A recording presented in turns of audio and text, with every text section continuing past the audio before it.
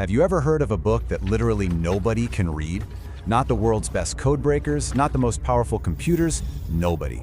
It's a book that looks like it came from another time or maybe even another world. Today, we're diving headfirst into one of history's greatest mysteries, the Voynich Manuscript. At its core, that's exactly what this is. It's a centuries-old message, completely locked away in a code we just can't seem to crack. And the story behind it feels like something out of a movie, but trust me, this thing is very, very real. So let's get into it. So, how did this strange old book even pop up on our radar? Well, our part of the story kicks off a little over 100 years ago, with a discovery that would basically stump the entire world. Okay, picture this. It's 1912. A rare book dealer, a guy named Wilfred Voynich, is poking around a collection of old texts in a villa near Rome, and he stumbles across this one manuscript that is, well, it's unlike anything anyone has ever seen. It's ancient, it's mysterious, and it's written in a script that's completely unrecognizable. He bought it on the spot, and in doing so, he ended up tying his own name to a puzzle that would outlive him and pretty much everyone else who ever tried to solve it. The more Voynich flipped through those fragile pages, the weirder it got. The text itself was written in this beautiful, flowing script that belonged to no language family on Earth. And the illustrations? He saw these gorgeous, detailed drawings of plants that no botanist has ever been able to identify. Then there were star charts mapping constellations that we just can't see from our sky. And maybe weirdest of all, these bizarre diagrams of women bathing in some kind of green liquid, all connected by this network of strange, almost organic-looking tubes. It was, for all intents and purposes, a book of impossible things. The images are definitely strange, no doubt about it. But the real heart of the mystery, the thing that keeps everyone up at night, is the writing itself. The text is just a complete and total enigma. Just think about that for a second. We're not talking about a few scribbled lines of code. This is over 200 pages just filled with this ghostly script. It's a huge amount of information that is totally, utterly silent. It's a language with no speakers, no history, and no home that we can find. And here's the really crazy part. The writing isn't just random gobbledygook. Nope.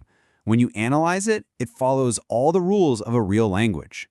It has patterns, it has a grammatical structure, it even has a natural rhythm. Some words pop up way more often than others, just like words like or the do in English. It behaves exactly like a language is supposed to, except we can't read a single word of it. It's like a perfect linguistic ghost. And oh, you better believe people have tried to make that ghost talk. The best linguists on the planet have studied its structure. The world's top cryptographers, we're talking the legendary codebreakers who cracked Nazi codes during World War II, they tried to find a cipher. And more recently, we've thrown incredibly powerful AI algorithms at it. And the result? Absolutely nothing. Every single one of them has come up empty.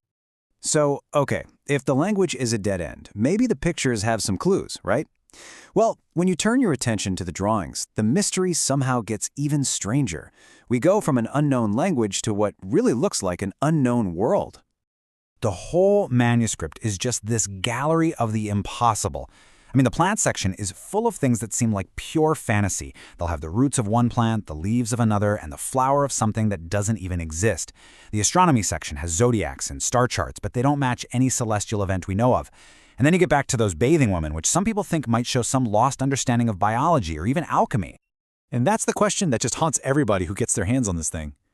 I mean, what was this book for? Was it a field guide, a diary, a piece of fiction?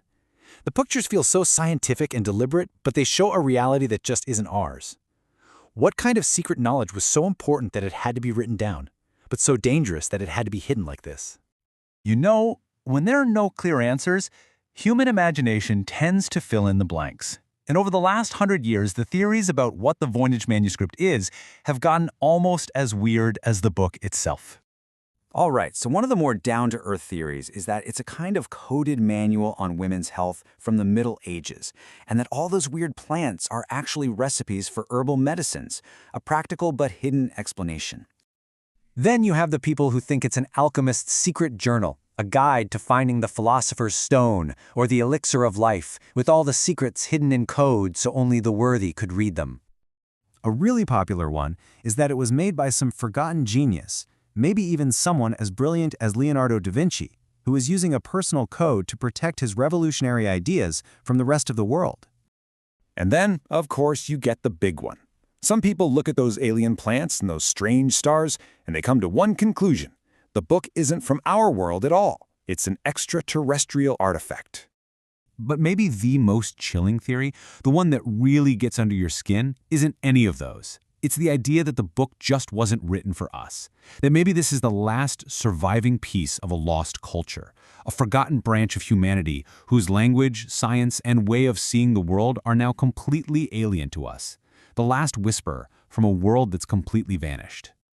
Okay, wild theories are one thing, but what does the hard science actually tell us? Well, here's the twist. When science finally got a look at the manuscript, it didn't solve the mystery. If anything, it made it even more unbreakable. So, back in 2009, scientists took a tiny piece of the manuscript's parchment for radiocarbon dating.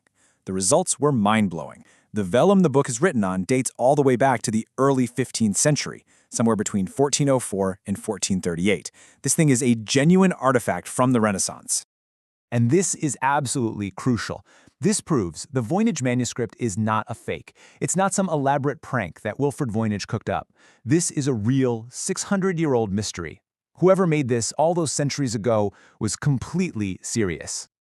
So, who tried to crack it? First up, the legendary codebreakers who beat the Nazi Enigma machine in World War II. They gave it a shot, and they failed.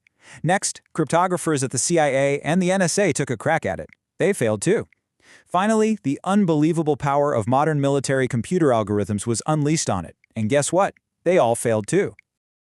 Just let that sink in for a second. 600 years. An army of the most brilliant minds and the most powerful machines in history have tried to unlock this thing. And today, right now, we are no closer to reading a single word of it than Wilfred Voynich was when he found it in that villa in 1912. Which brings us right back to where we started, just staring at this beautiful message that simply refuses to speak. So what is it? Is the Voynich Manuscript the most clever and complicated puzzle ever created by a human being? Or is it something more? A glimpse into a lost world holding a truth so alien that maybe, just maybe, we were never meant to understand it at all? That's the question this incredible book leaves us with.